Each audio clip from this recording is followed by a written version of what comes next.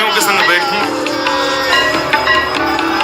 स्वर्ण जड़ित सिंहासन पर किशोरी जी बैठी। सब सहचरियां आकर के किशोरी जी की जय जयकार करें। वृषभानु नंदिनी की जय हो, बरसाने वारी की जय हो, हे कीर्ति दुलारी की जय हो। जो भी भाव किशोरी जी के प्रकट हो, सबसे जय जयकार करें। किशोरी जी लेकिन आज प्रसन्न नहीं, मुख मुरझाई बैठी। तभी समस्त सखियन ने बोली, हे किशोरी जी, कहाँ भय हो? आपके चेहरे पर ये शुष्कता, आपके चेहरे की ये जो गंभीरता है, यहाँ से ऐसा लग रहा है कि आपके मन को भाव कछु है करने को, आप कर नहीं पा रही हो।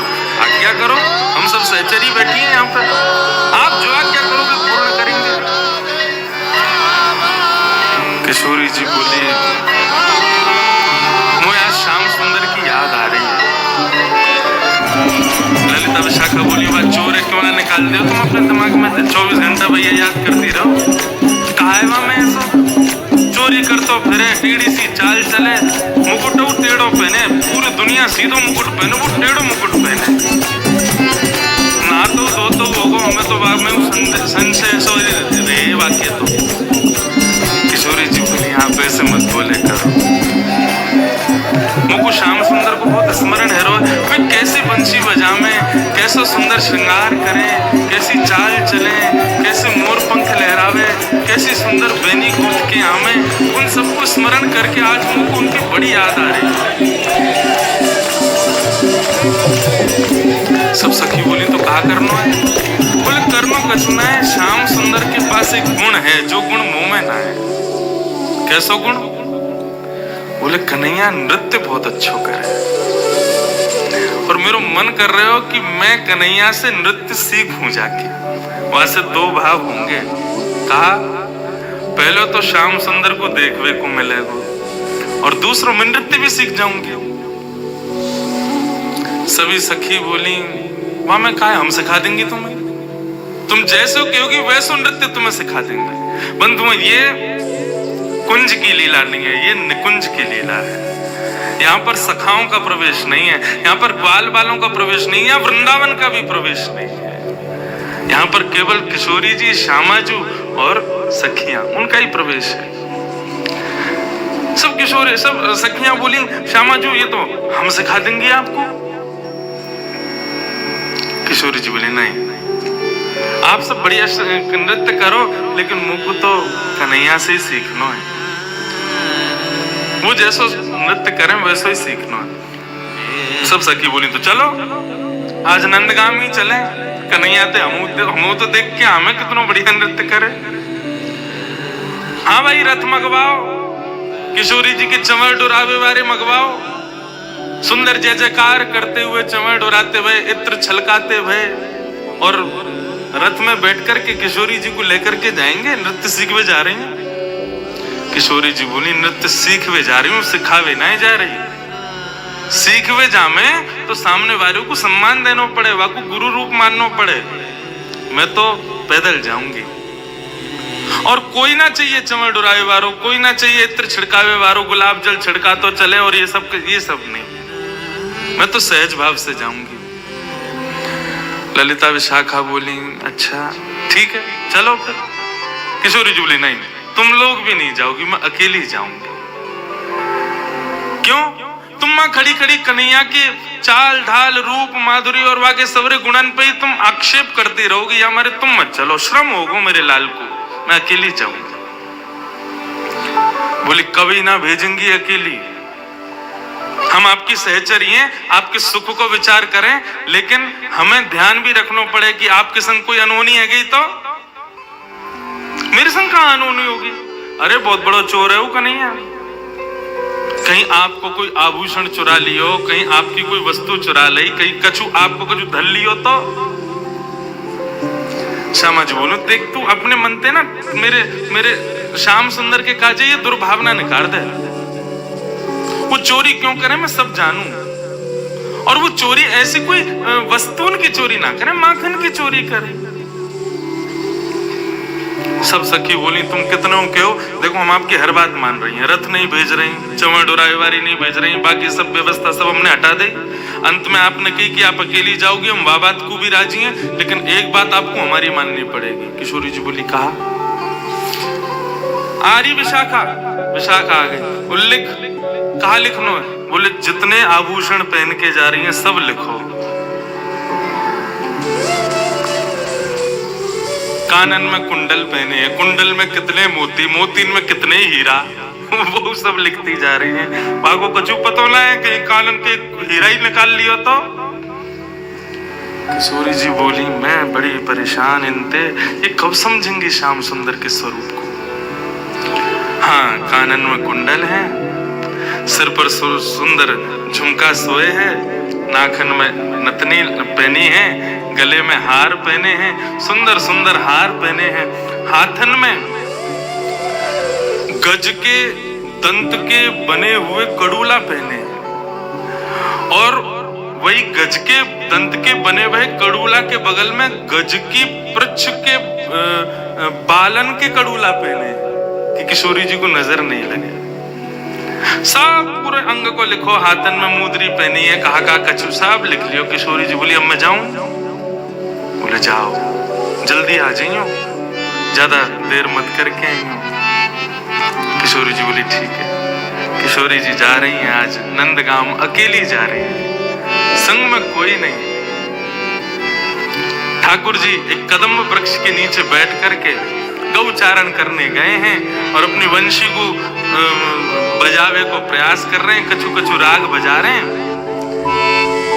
इतने में ही ठाकुर जी के मुखमंडल पर मानो जैसे कभी आरसी के सामने सूर्य की किरण से दूसरे को प्रकाशित किया जाए, समझे?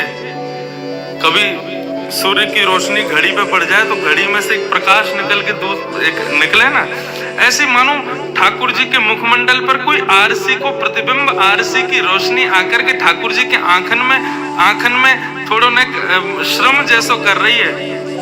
ठाकुर जी बोले कहां तैयार हो भाई?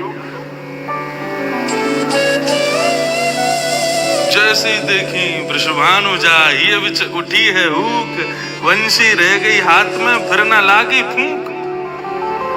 ठाकुर जी ने जैसी देखी, अरे अरे अरे वाह धन्यवाद, हमारे आज वृषभानु नंदिनी पधारी है, किशोरी जी आ रही है।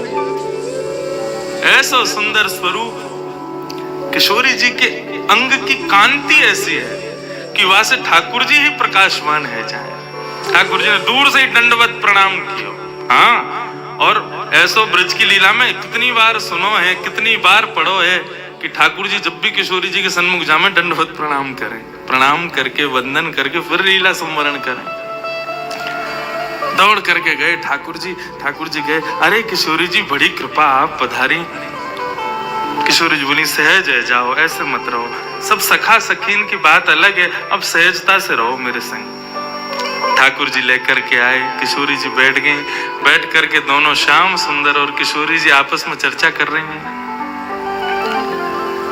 किशोरी जी बोली, ठाकुर जी बोले श्री जी आज कैसे कृपा भैया दास पर, आपको आगमन कैसे भयो? बोली मैं कछु मांगवे आई हूं आपसे। ठाकुर जी बोले कहा चाहिए?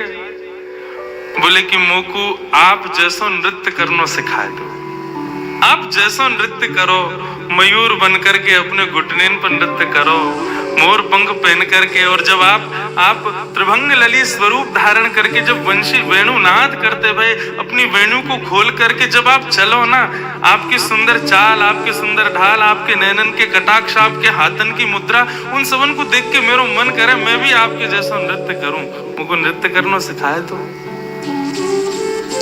ठाकुर जी बोले नृत्य सीखवे आई हो आप?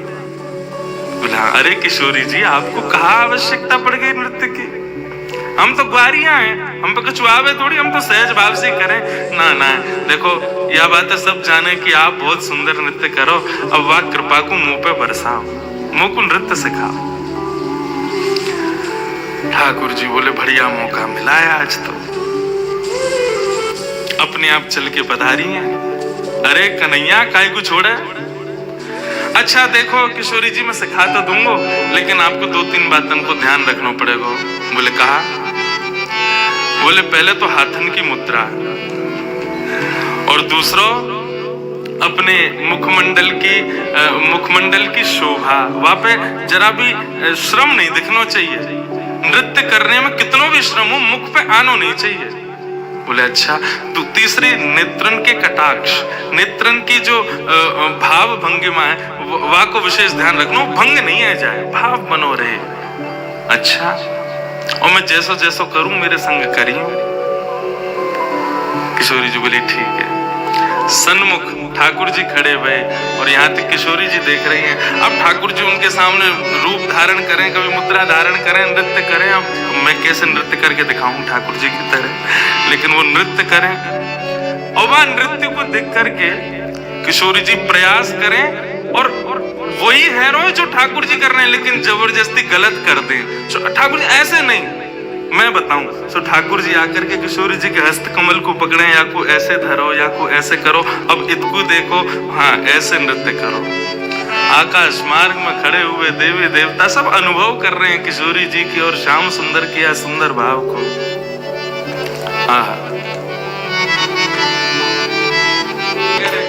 राधे जगत न जाए नचायो तेरी मोह की मरोड़। हे श्यामाजू मोते आप रास सीख वे आइयो, नृत्य सीख वे आइयो, और खुद कैसी हो ब्रगुटी टेढ़ी कर लो तो जगत नृत्य करने लगे, और आप मुंह से सीख वे आइयो। मैं सब जानूं तुम्हारे मन के भावन ने क्यों आइयो। आप सीधे क्यों ना कहो कि मैं बहुत मलूक लगूं तुम्हें, मुंह को देख वे आइयो, मेरे आप भावन को जान वे आइयो। किशोरी जी के सन्मुख गए और मुखमंडल के ऊपर प्रश्वेत के बिंदुओं में जो कृष्ण चरण रज चिपक गई थी, ठाकुर जी अपने पटका से वाकु पोंछन लगे। बैठायो किशोरी जी को, जलपान करायो, चरणन को गोद में लेकर के दबान लगे। किशोरी जी ने मना करी, ना श्याम जी ऐसा मत करो, बहुत दिनान बाद नृत्य क्यों ना, ये हमारे श्रम है क्यों। ठाकुर जी मनी मन विचार कर रहे हैं, कैसी कोमल हैं प्रिया जी। ये सब भाव है ही रहे कि तभी किशोरी जी बोली अब सायकालीन समय है क्यों, मैया बाबा सब बाट निहार रहे होंगे, कन्हैया मैं फिर आऊंगी, अब मैं चलूं। ठाकुर जी बोले अच्छा श्यामा जी जा रही हो? बोले हाँ अब जावे को समय भयो है। ठाकुर जी मनी मन सोचन लगे, आई आकर के नृत्य सीख लियो, दे के तो कुछ जान आ रही है, बिना लिए दिए कैसे, हम तो भाई हम कन्हैया हैं, हम कछु दें तो ले बदले में। अच्छा ठाकुर जी ने 1-2 बार संकेत जैसो कियो।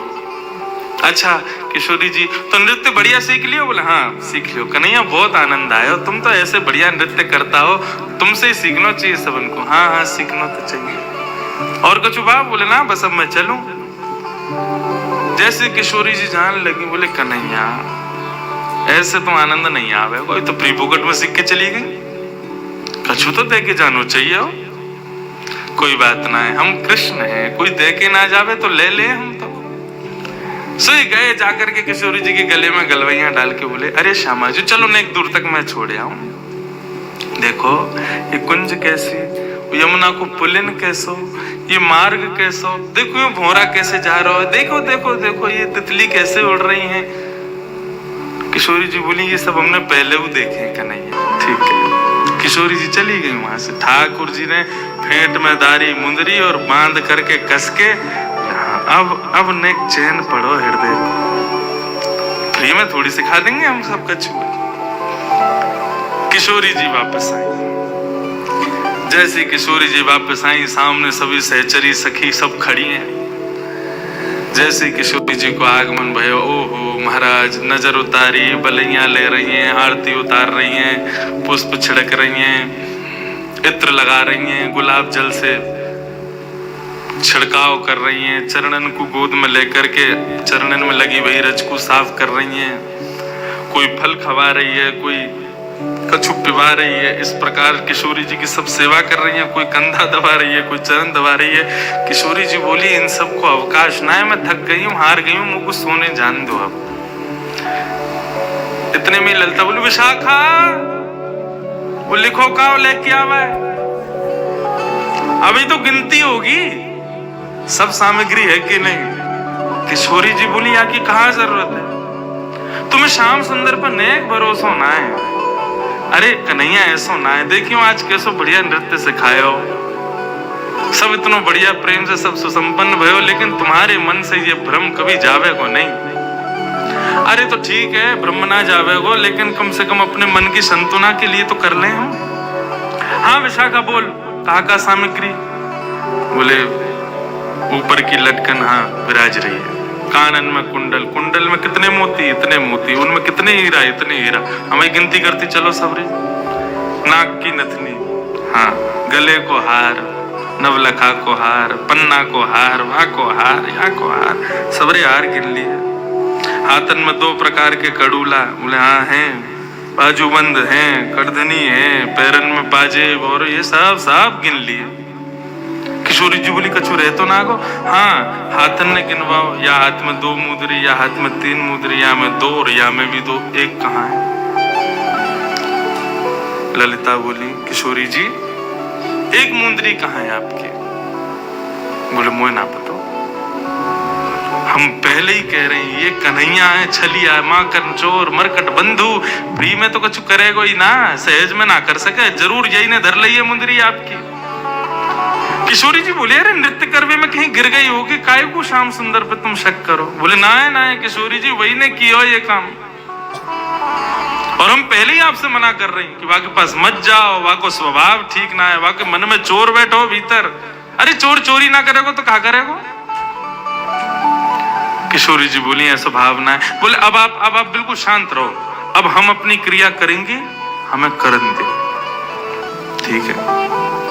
किशोरी जी शयन में चली गई। दूसरे दिन सवेरे ललिता विशाखा दोनों प्रणाम करके ललिता बोली कि अब हम जा रही हैं, जाके आपकी मुंदरी लेके आवे, ठीक है। ललिता जैसे ही गई नंद भवन नंदगांव, ठाकुर जी अपनी कैया लेकर के नंद भवन से निकले। इतने में सामने से विशाखा आती हुई दिखी ठाकुर जी को। ठाकुर जी अपनी नजर बचा करके गैया चराते हुए निकले। विशाखा सीधी बोली दे दो। ठाकुर जी भी सीधे बोले मुंह पे ना है।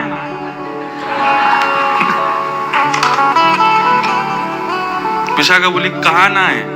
बोले जो तुम मांग रही हो। कहा मांग रही हूँ। बोले मुंह का पतो, तो फिर तुमने यूं कैसे कही मुंह पे ना है। बोले अब वो तो कह दी मैंने। बोले देखो सीधी सीधी बात है, सीधी सीधी तरीका से मान जाओ, जो है वह दे दो। ठाकुर जी बोले मुंह पे है ही ना तो मैं कैसे दे दूं। बोले दे रहे हो प्रेम से या फिर मैं अपने पे आऊं। बोले तू अपने पे आवेगी तो जैसे मैं तो बैठे ही रहूंगा, मैं तो अपनों कुछ करूंगा ही ना, तू आके तो दिखा मेरे समीप। खूब देर एक दूसरे में नोक झोंक चलती रही। बोली फेंट में कहा बंद हो तुम्हारे में। बोले यार फेंट में सारो ब्रह्मांड बंद हो गया, अगर खोल दियो तो नूतन प्रलय है जाए, वो बता कर दूं। बोले तुम कर दो। ठाकुर जी बोले तेरे कहवे तो फेंट ना खोलूं। कौन है तू। बोले मैं विशाखा हूं। कौन विशाखा। मैं किशोरी जी की सहचरी हूं। तो मैं कहा करूंगा मैं तू उनकी सहचरी है तो उनके फेंटे खोल, मेरो का खोले, मैंने ना धरो कछु भी। बोले मुंदरी है आपके पास हमारी श्यामा जू की। कौन सी मुद्री, कहाँ की मुद्री, कैसी मुद्री, मुंह पे कछु ना है। अंत तो गत्वा ठाकुर जी बोले एक काम कर, तो कुछ ज्यादा ही इतना पढ़ रहा है तो एक काम करें, चल किशोरी जी के पास चल रहे हैं, वो ही न्याय करेंगे कौन पे मुद्री। चलो ठाकुर जी लिए विशाखा जी को संग में और सीधे पहुंच गए किशोरी जी के सामने। किशोरी जी बैठी भई हैं। जैसी श्याम सुंदर आए सोई आनंद हृदय में प्रकट है। अरे कन्हैया आप पधारे हो। बोले किशोरी जी आपको प्रणाम करूं, लेकिन आज मेरे संग बहुत बुरा भयो है। कहा बुरा भयो। बे मतलब को कलंक लगाया गया हो मेरे ऊपर। आपकी विशाखा बताओ मुँह चोर ठहरा रही। ठीक है, मेरे नंदगाम की गोपी मुँह को चोर के मेरी अपनी है सबरी, वो सब मेरो दर्शन करवे के काजे अपने घर में जबरदस्ती ऐसी जगह माखन धरे कि मुझको खावे जानो ही पड़े। मैं तो उनको सुख देवे के काजे चोरी करूं, लेकिन ये विशाखा को कौन ने अधिकार दियो मुझको चोर कहवे को। और मैं नंदगांव में भरे बाजार में बीच में आके मुझे कह रही है दे दो, मैंने कह दी मुंह पे ना है यो करी फेंट खोलो या मैं मुंदरी धरी है, ऐसे ऐसे बातें न बना रही है। आप या को समझाओ, मुझको बहुत कष्ट भयो। और देखो आपने नृत्य सीख लियो, मैंने कछु लेवे देवे की बात तो करी नहीं। ललिता विशाखा बोली तो तुम लोगे भी कहा, हमारी किशोरी जी की कृपा है, और कहा चाहिए तुमको। बोले नहीं, एक बात कह रहा हूं, कोई आदमी कछु देवे तो मांगे तो है ना, मैंने तो बिल्कुल मुफ्त में दिया इनको। बोले मुफ्त में ना दिया, तुमने मुंदरी चुराई है किशोरी जी की। किशोरी जी बोली अब ठीक है ललिता, आप छोड़ो, कोई बात ना है श्यामजू, आपको श्रम भयो, वाक्य लिया मैं आपसे क्षमा मांगू। चोरी चपल लगावत मुको, चोरी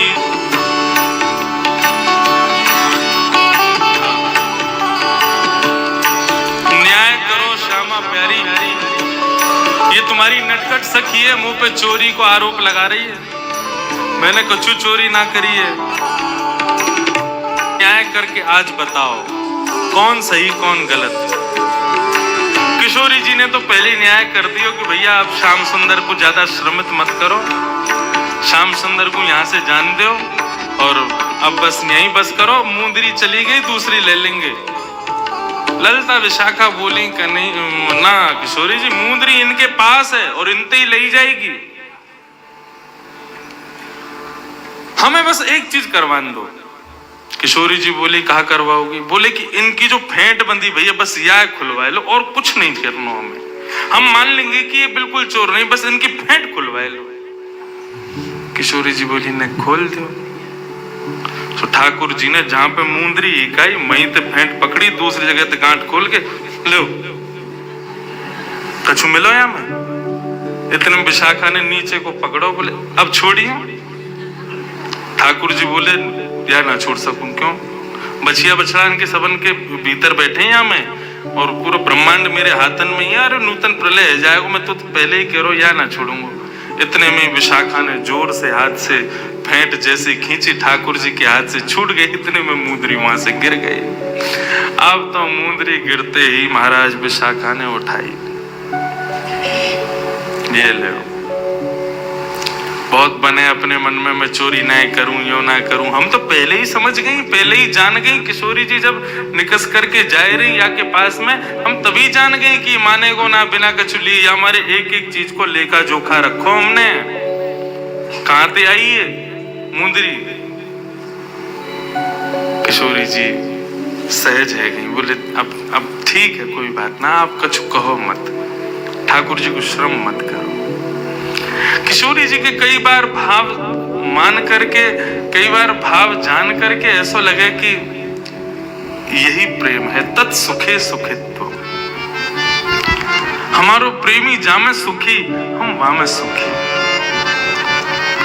आजकल को प्रेम ऐसा ना है। किशोरी जी प्रेम की अधिष्ठात्री हैं। हम ये लीला सुन करके हमको आनंद बहुत आ रहा हो कि हम श्याम सुंदर की लीला श्रवण कर रहे हैं, किशोरी जी के सुंदर भाव श्रवण कर रहे हैं, लेकिन हम यहाँ से कहाँ सीख रहे हैं। प्रेम में सदा प्रेमी के सुख को विचार किया जाए। और स्पष्ट कह दूं तो प्रेम संसार में किसी से नहीं हो सकता। प्रेम शब्द केवल श्याम और श्यामा जी और श्याम सुंदर के लिए ही बनो है। आप संसार के किसी व्यक्ति के प्रति यदि प्रेम प्रकट करना चाहो, वो प्यार बन जाएगा, लेकिन प्रेम ना रह सके। प्रेम शब्द तो केवल इनके लिए है। और प्रेम मतलब भक्ति, मतलब आपके भाव। वहां में अपने सुख को विचार मत करो, ठाकुर जी के सुख को विचार करो, श्री जी के सुख को विचार करो। वृंदावन में बहुत कष्ट होवे मुझको लोगन को देख के जो अपने ठाकुर जी को डलियान में लेके घूमे, कहीं भी जामे, कहीं भी बैठ जामे, ऑटोन में लदे भये हो, हाथ में डलिया में लड्डू गोपाल लेके दौड़ रहे हैं। आपने उनके सुख का विचार नहीं किया, अपने सुख का विचार कर रहे हैं। और जहां अपने सुख का विचार होता है ना, वहां प्रेम नहीं हो सकता। ठाकुर जी की नित्य सेवा में, नित्य भाव में उनके सुख का भाव रखो। उनको किसमें सुख मिले, उनको काय में सुख है, वो करो। मैंने आज तक अपने लाल जी को कथा नहीं सुनाई। एक बार मैंने ये प्रयास कियो, और मैंने नहीं कियो, जिनने कथा कराई कलकत्ता के पास में एक जगह कथा ही, वे सब लोग आए, बोले महाराज जी आज गोवर्धन पूजा है, कथा में लाल जी को लेके विराजो। मैंने कि लाल जी को मेरो ऐसा भाव रहे कि जब मैं कथा में जाऊं ना तो 3-4 घंटा ठाकुर जी सहज रह जाते होंगे, या भुजा को नीचे कर लेते होंगे, ने हाथ पामन ने सीधे करके अंगड़ाई ले लेते होंगे, ग्वाल बालन ने बुला करके और पूरे कमरा में उधम मचाते होंगे, और मिठाई के डिब्बा ने उठा उठा खोल खोल के देखते होंगे, एक दूसरे पे फेंक के मारते होंगे। ये सब लीला ठाकुर जी की अंतरंग चलती होगी जब मैं कथा में रहूंगा। ठाकुर जी को थोड़ा समय तो अवकाश रहता होगा अपने सखान के काजे। मेरे मन को भाव हमेशा यही हो कि मैं कथा में जाऊंगा, ठाकुर जी को नहीं ले जाऊंगा, वो अपने कक्ष में आनंद करेंगे। लेकिन वो सब आ गए आयोजक करता, बोले महाराज जी लाल जी जरूर आने चाहिए, आज गोवर्धन पूजा है, हमने 56 भोग तैयार किए हैं, बहुत व्यवस्था करी।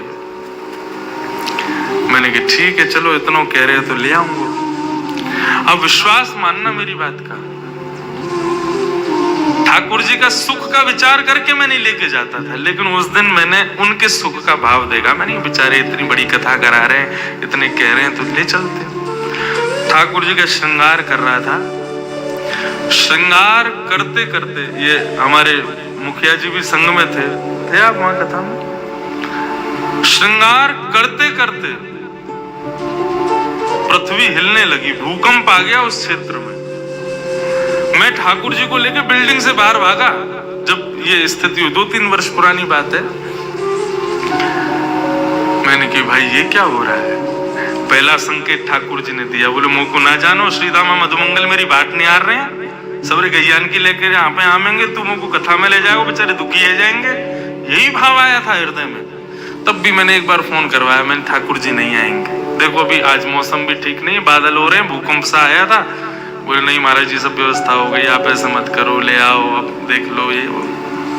मैंने ठीक है चलो ले चले। ठाकुर जी को लेकर के जैसे ही वहां से निकलो कथा के लिए, गड़गड़ गड़गड़ गड़गड़ करके बादलों ने गरजना शुरू किया।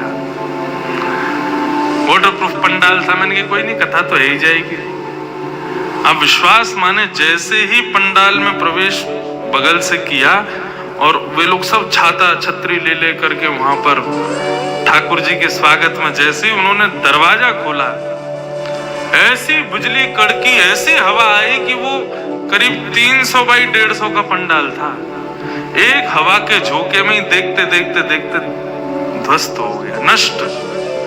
कथा का 6वां दिन, अभी 5वां दिन, 2 दिन की कथा, 3 दिन की कथा बची थी।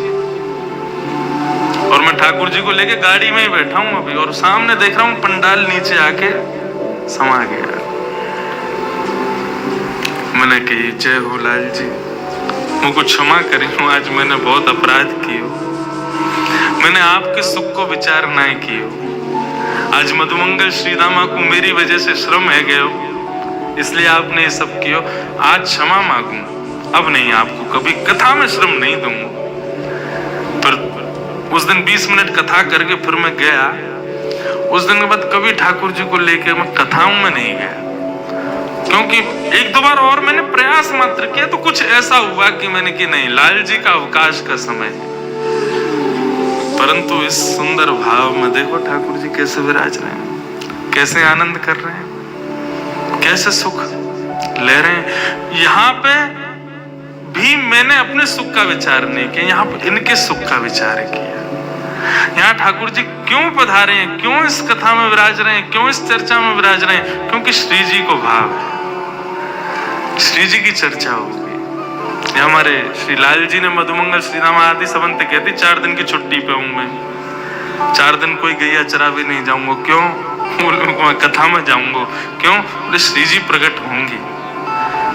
और श्री जी को दर्शन करवे को मिले, श्री जी को श्रवण करवे को मिले, लाल जी वहां पीछे ना रहे, आ गए सहज भाव से विराज रहे। और ऐसे ऐसे मुझे नहीं पता था ठाकुर जी ब्याह कर लेंगे, वो कर आए। देखो सुबह सुबह अपने आप ही सब प्रयोजन, अपने आप ही सब युक्तियां बना बना करके सब क्रम कर रहे हैं। क्यों? अपने प्रिय के सुख का भाव। तत्सुखे सुखित्वम, तत्सुखे सुखित्वम।